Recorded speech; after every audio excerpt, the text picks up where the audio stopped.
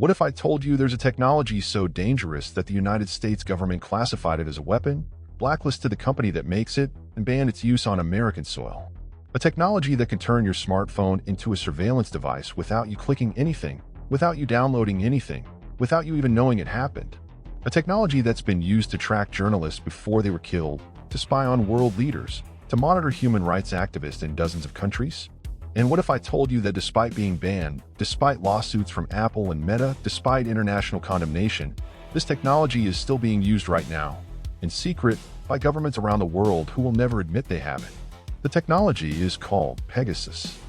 And the story of how it went from legitimate law enforcement tool to banned cyber weapon, while somehow remaining operational in shadows, tells you everything you need to know about surveillance in the 21st century.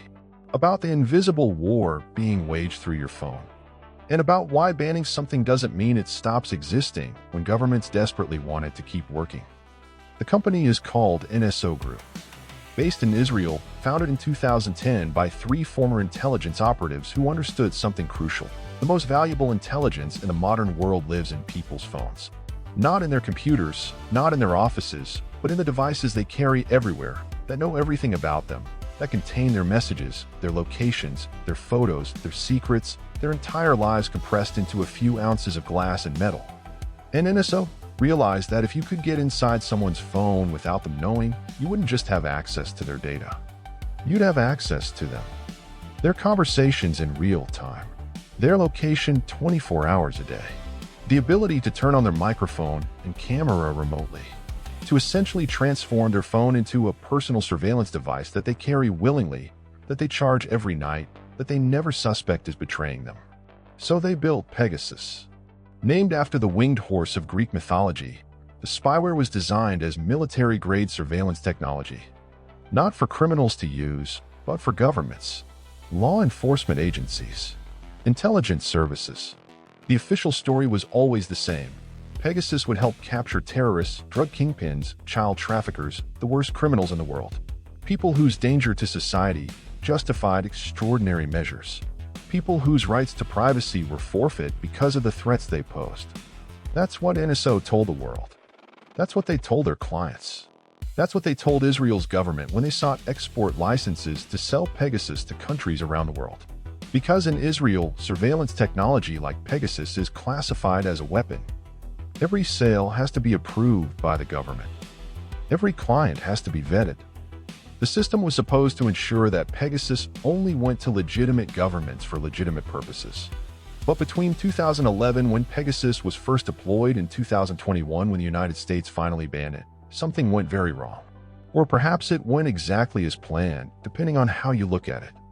Because Pegasus didn't just help catch terrorists and drug lords. It was used to spy on journalists investigating corruption, on human rights activists organizing protests, on lawyers defending dissidents, on politicians opposing authoritarian regimes, on the fiancé of a Washington Post columnist who would soon be murdered by agents of the Saudi government, on the phones of world leaders including the President of France, on thousands of people whose only crime was asking uncomfortable questions or demanding accountability from power.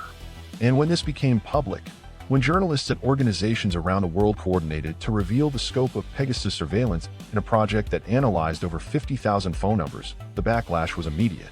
Apple sued NSO Group. Meta sued NSO Group. The United States added the company to its entity list, effectively blacklisting them, making it illegal for American companies to do business with them. Countries began investigating. The European Union started considering sanctions. NSO Group's valuation collapsed. They faced bankruptcy. The company that had been worth over $1 billion suddenly couldn't pay its bills. And everyone thought that was the end of Pegasus. The end of NSO. The end of this particular chapter in surveillance technology. But here's what they didn't tell you in those headlines about the ban. Banning something doesn't make it disappear. Especially when governments have already paid for it, when they've already deployed it, when they've already built their intelligence operations around it. If you're ready to discover what really happens when the most powerful surveillance tool ever created gets banned but doesn't actually stop working, subscribe to Dark Tech Stories. Because the official story of Pegasus ends with a ban and a bankruptcy. But the real story, the one that's still unfolding in shadows around the world, is far more disturbing than the one they let you see. To understand how dangerous Pegasus actually is, you need to understand how it works. Most malware, most hacking attempts, they require some action from the target. You click a malicious link. You download an infected file. You enter your password on a fake website. There's a moment where your behavior enables the attack. Security experts call this social engineering. It relies on tricking humans into making mistakes. And while it can be effective, it has limitations. Sophisticated targets, people who are trained to be suspicious, people who understand digital security, they're harder to trick. They don't click strange links. They verify sender addresses. They use two-factor authentication. Traditional hacking methods struggle against cautious, educated targets. Pegasus is different. Pegasus uses what's called zero-click exploits. You don't have to do anything wrong. You don't have to click anything, download anything, or make any mistake whatsoever. The attack happens silently, invisibly, without any action from you. One moment your phone is secure. The next moment Pegasus is inside it. And you never know the difference. The infection is completely undetectable unless you're using specialized forensic tools. Your phone still works normally. There's no slowdown, no suspicious behavior, no warning signs. But every message you send, every call you make, every photo you take, every location you visit, all of it is being copied to servers controlled by whoever deployed Pegasus against you. The technical sophistication required to achieve this is staggering. Pegasus exploits vulnerabilities in the core operating systems of phones. iPhones running iOS, Android devices. It doesn't matter how updated your software is, how careful you are, how many security measures you take. If Pegasus targets you, it gets in. NSO Group employed some of the world's best hackers, recruited from elite Israeli military intelligence units, people who had spent years finding security flaws in systems that weren't supposed to have any. And they found them. Over and over. In Apple's software, in Google's software, in WhatsApp's encryption. They discovered zero-day vulnerabilities, flaws that the companies themselves didn't know existed, and they weaponized them. When Apple or Google or WhatsApp would discover a vulnerability and patch it, NSO would find a new one.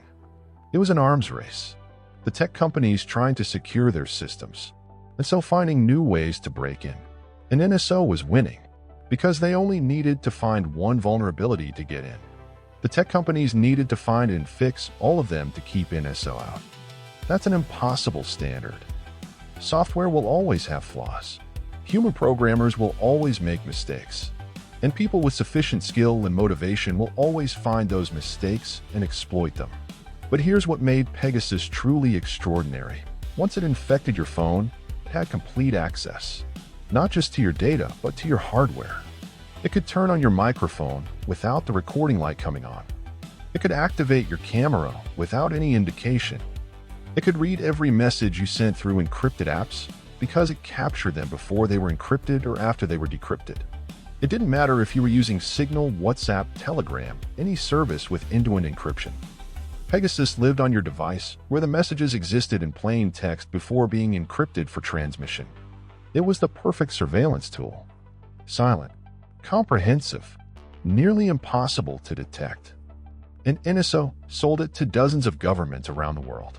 The Citizen Lab at the University of Toronto, one of the leading research organizations tracking commercial spyware, documented Pegasus operations in 45 countries between 2016 and 2018. 45 countries where NSO had operators, where governments were running Pegasus systems, where people's phones were being infected and monitored. Some of those countries were democracies with robust legal systems, using Pegasus for legitimate law enforcement. But many were not. The list included Saudi Arabia, the United Arab Emirates, Bahrain, Azerbaijan, Kazakhstan, Mexico under a government notorious for targeting journalists. Countries with terrible human rights records. Countries where criticizing the government could get you imprisoned or killed. Countries that absolutely should not have access to military-grade surveillance technology. But they did, because NSO sold it to them. And Israel's government approved those sales. In 2016, a human rights activist in the United Arab Emirates named Ahmed Mansour received a text message promising secrets about torture in UAE prisons if he followed a link. Mansour was suspicious. Instead of clicking, he forwarded the message to security researchers at Citizen Lab. What they found shocked them. The link contained 3 zero-day exploits for the iPhone, some of the most sophisticated mobile hacking tools they'd ever seen. If Mansour had clicked, his iPhone would have been jailbroken remotely, and Pegasus would have been installed without him knowing. That's how the world first learned about Pegasus. Not because NSO revealed it, but because one suspicious activist didn't click a link and instead sent it to people who could analyze it. But Mansour was one of the lucky ones. Most people clicked. Most people had no reason to suspect that a text message could compromise their entire phone. And even after Pegasus became public knowledge, even after people knew to be suspicious of strange links, NSO developed zero-click versions that didn't require clicking anything. They exploited vulnerabilities in iMessage, in Photos, in Apple Music, allowing infection without any user action whatsoever. By 2020, Pegasus had evolved to be completely autonomous. Pointed at a phone number. Wait, the phone gets infected. No interaction required. No chance for the target to refuse or be suspicious. No moment where human judgment could prevent the attack. If the scale of this surveillance makes you question how many governments might have access to your phone right now, hit that like button. Because what comes next, when we look at what Pegasus was actually used for once governments had it, we'll show you why the technology ultimately got banned. And why banning it didn't stop anything. In October of 2018, Saudi journalist Jamal Khashoggi walked into the Saudi consulate in Istanbul to get documents for his upcoming marriage. He never walked out. Saudi agents murdered him inside the consulate, dismembered his body, and disposed of the remains. The killing shocked the world. Khashoggi wasn't just any journalist. He was a columnist for the Washington Post, a prominent critic of the Saudi government, a voice for reform in a kingdom that tolerated no dissent. His murder was brazen, brutal, and it sent a clear message. Criticize the government and nowhere is safe. But how did the Saudis know where Khashoggi would be? How do they know when to have agents ready? How do they monitor his movements and communications to plan the operation? The answer came later, through leaked documents and forensic analysis. Pegasus. NSO Group's spyware had been installed on the phone of Khashoggi's fiancée months before his death. Everything he told her, every plan he shared, every location he disclosed, the Saudi government heard it all in real time. They tracked him through the person he loved and trusted most. And they used that intelligence to murder him. NSO Group's CEO, in a later deposition, effectively admitted that the Dubai ruler had used Pegasus to target his ex-wife. But he maintained the company had no involvement in selecting targets or deciding how clients use the technology. They just made the tool and sold it to governments. What those governments did with it wasn't their responsibility. That was the defense. Now here's where documented facts end and disturbing questions begin. Because the Khashoggi case wasn't isolated. In Mexico, Pegasus was used to spy on journalists investigating cartel violence and government corruption, on lawyers defending activists, on scientists advocating for soda tax that would hurt corporate profits. In Morocco, on a journalist who would later be imprisoned on false charges. In India, on politicians opposing the government. In Hungary, on investigative reporters and opposition figures. The pattern was obvious. Pegasus was being used not to fight crime and terrorism, but to suppress dissent, target critics, and maintain authoritarian control. And all this was known to NSO Group. They could see how clients were using their technology. They had access to the infrastructure. They provided technical support. When security researchers exposed abuses, NSO would issue statements saying they took human rights seriously, that they had rigorous policies, that they would investigate and suspend clients who misused Pegasus. But the abuses continued. New cases emerged constantly. And the company kept selling, kept operating, kept collecting hundreds of millions of dollars from governments that were using Pegasus to violate human rights on a massive scale. Then in July of 2021, the Pegasus project revealed the full scope. A consortium of journalists from 17 media organizations analyzed a leaked list of over 50,000 phone numbers that had been entered into Pegasus systems as potential targets. They were able to identify the owners of many of these numbers. Journalists, activists, opposition politicians, human rights lawyers, family members of dissidents, heads of state, the President of France, Emmanuel Macron, the Prime Minister of Pakistan, South African President Cyril Ramaphosa, business people, clergy, The range was enormous, and forensic analysis confirmed that many of these phones had indeed been infected with Pegasus spyware. The revelations triggered a global crisis for NSO Group. Losses, investigations, political pressure. In November of 2021, the United States Department of Commerce added NSO to its entity list. This is the government's list of foreign entities considered threats to national security. Being on it means American companies cannot sell technology or services to you without special licenses. For a company like NSO, which relied on American cloud infrastructure, American software development tools, American technical expertise, this was devastating. Amazon Web Services shut down NSO's accounts. Microsoft, Dell, other providers cut them off. The company's operations were crippled. Their valuation collapsed from over $1 billion to effectively worthless. They laid off staff. They hired bankruptcy advisors. And everyone thought this was the end. The surveillance company that overreached, that enabled too many abuses, that finally faced consequences for the damage it had caused. But if you think NSO was the only company making this kind of technology, that Pegasus was the only military-grade spyware being sold to governments, then you haven't been paying attention. Because while everyone focused on NSO's spectacular collapse, dozens of other companies quietly continued operating in the same space. Kandru, another Israeli firm, was exposed using similar tactics to target activists and journalists. Cytrox, the company behind Predator spyware, continued selling to European governments even as scandals emerged about its use in Greece. Paragon Solutions, yet another Israeli company, began marketing a Pegasus competitor called Graphite. And according to reports, the U.S. Drug Enforcement Administration started using graphite after Pegasus was banned, proving that the demand for this technology didn't disappear just because one company faced consequences. If you want to understand why surveillance technology keeps proliferating no matter how many scandals emerge, subscribe to Dark Tech Stories. Because what we're about to explore isn't just about Pegasus.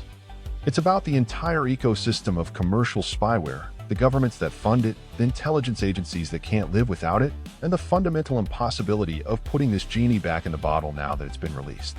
And more importantly, what this means for anyone who carries a smartphone and thinks their communications are private. Here's what keeps me awake at night about the Pegasus story. The ban didn't stop anything. Not really. Yes, NSO Group faces financial ruin. Yes, the company can't easily operate in its previous form. Yes, the United States has restricted its technology access. But the software itself, the systems that governments already purchased and deployed, those are still running, still operational, still infecting phones. Because once you've sold spyware to a government, you can't just turn it off remotely. They have the servers. They have the infrastructure. They have the trained operators who know how to use it. And they paid millions, sometimes tens of millions of dollars for ongoing access. They're not going to voluntarily shut down their surveillance capabilities because the company that sold it to them got blacklisted. Mexico alone spent over $60 million on Pegasus over several years. Do you think they just stopped using it after the ban? The Mexican armed forces, who had taken an increasingly prominent role in government and built their intelligence operations around Pegasus, targeting not just criminals but government officials who criticized military abuses, journalists investigating military corruption, activists challenging military impunity. You think they saw NSO Group get blacklisted and said, well, I guess we'll just delete our most powerful surveillance tool and start over? Or do you think they kept using it, kept monitoring their targets, and just stopped publicly acknowledging where the technology came from? Saudi Arabia, the government that allegedly used Pegasus to help murder Jamal Khashoggi. They're still operating, still functioning, still surveilling. The technology didn't evaporate just because NSO faced consequences. The infrastructure remains. The capabilities persist. The only thing that changed is nobody can openly talk about it anymore. It all moved deeper underground. And that makes it worse. Because when surveillance is public, when we know who has these tools and can hold them accountable, there's at least theoretical oversight. But when it's all classified, all denied, all happening in shadows, accountability becomes impossible. Governments can lie about using it. Companies can deny selling it. And victims have no recourse because they can't prove what's being used against them. And remember, NSO wasn't the only company selling this technology. It was just the one that got caught and faced consequences. The surveillance industry is massive, global, and largely unregulated. Companies in Israel, Europe, the United States developing increasingly sophisticated tools to compromise phones, computers, networks, marketing them at trade shows, pitching to law enforcement agencies and intelligence services, operating in a legal gray area where export controls are weak, oversight is minimal, and the profit margins are enormous. A single Pegasus system could cost millions. Annual licensing fees ran into hundreds of thousands or millions more. The financial incentives to keep this industry alive, to keep developing and selling these tools, are overwhelming. And as long as governments want them, companies will find ways to provide them. Think about what this means for you right now. If you're a journalist investigating powerful interests, if you're an activist organizing against government policies, if you're a lawyer defending unpopular clients, if you're a business person with valuable trade secrets, if you're a politician opposing entrenched powers, or if you're just someone who knows something that someone else wants to keep secret, there's a very real possibility that your phone, the device you trust with your entire life, could be compromised with technology that you can't detect, can't prevent, and can't stop even if you knew it was there. The most secure iPhone, with all updates installed, with every security feature enabled, can still be infected if someone with Pegasus targets you. Because the zero-day exploits exist. The vulnerabilities are there. And Apple, for all its resources and expertise, can't find and fix them faster than skilled hackers working for surveillance companies can discover new ones. The technical reality is harsh. Perfect security doesn't exist. It can't exist. Software is too complex, systems are too interconnected, and human creativity in finding flaws is infinite. What we have instead is a constant arms race. Companies like Apple and Google trying to stay ahead of companies like NSO. Sometimes they succeed. They find vulnerabilities and patch them. They implement new security features. They make it harder for spyware to work. But they never eliminate the threat entirely. They can't. And every time they fix one vulnerability, someone somewhere is already searching for the next one. And governments desperate for surveillance capabilities are willing to pay millions for companies to find those vulnerabilities and exploit them. This is the world we live in now, where military-grade spyware exists, where it's been sold to dozens of governments, where banning it doesn't make it disappear, where the technology that enables it is constantly evolving, where the financial incentives to develop and sell it are enormous, and where ordinary people who have done nothing wrong except exercise their rights to free speech and free assembly, can become targets. Not by authoritarian governments in distant countries, but by their own governments, by law enforcement agencies operating without proper oversight, by intelligence services that have normalized mass surveillance and see civilian targets as acceptable collateral in their operations. The line between legitimate security work and authoritarian repression has been erased. And the tool that erased it was sold for profit by companies that claim to care about human rights while enabling human rights abuses. If you want to see what I've found for protecting yourself against this kind of surveillance, there's a book called This Is How They Tell Me the World Ends by Nicole Perlroth. It's an investigation into the global cyber arms trade, the market for zero-day exploits, and how the surveillance industry really works. It won't teach you to be invulnerable, because nobody is, but it will teach you to understand the threat. And understanding is the first step to resistance. Link in the description. The technology banned in 38 countries isn't actually banned. It's just officially banned, which means governments can't admit they have it, companies can't openly sell it, and nobody can talk about it without risking legal consequences. But the technology itself persists. The systems remain operational. The surveillance continues. Because you can't ban something that governments desperately need to maintain control. You can only force it underground, where it operates without oversight, without accountability, and without any of the safeguards that might have limited its abuse when it was public. Pegasus was never just one piece of software from one company. It was proof of concept. Proof that modern smartphones, the devices we trust with our entire lives, can be completely compromised. Proof that perfect security doesn't exist. Proof that governments will pay whatever it takes to have surveillance capabilities. And proof that once you create technology like this, you can't uncreate it. You can't put it back in the box. You can only watch it proliferate, evolve, and become more sophisticated as other companies learn from NSO's mistakes and build better, stealthier versions that are even harder to detect and ban. The ban was performative, a way for the United States government to signal disapproval while changing nothing about the underlying reality. NSO Group might fail, might go bankrupt, might cease to exist in its current form. But the surveillance industry won't. The technology won't. The market won't. Because the demand is too high. Governments around the world, democratic and authoritarian alike, have seen what's possible. They've seen that they can turn anyone's phone into a surveillance device, that they can monitor anyone, anywhere, without their knowledge. And having seen that, having tasted that power, they're never going to voluntarily give it up. They'll just be more careful about where they get it from, more secretive about how they use it, more aggressive about silencing anyone who tries to expose it. If this investigation into the surveillance that never really stopped changes how you think about the device in your pocket, share it. Because the algorithm that decides what you see is designed to keep you comfortable, not informed. And uncomfortable truths about government surveillance don't trend. They get buried. That means we spread the truth the old way. One person at a time. Word of mouth. Or its digital equivalent.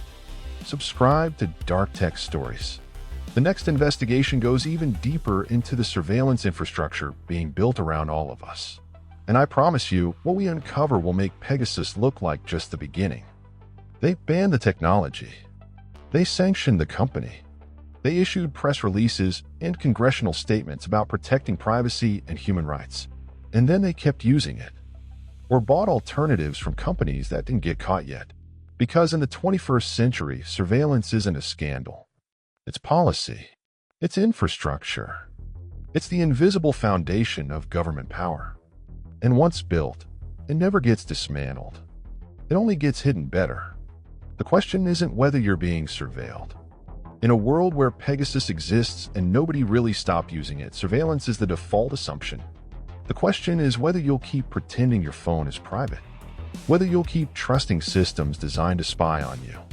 Whether you'll keep accepting official denials while the surveillance continues. Or whether you'll start acting like someone who knows they're being watched. Because in this world, that's not paranoia. That's realism.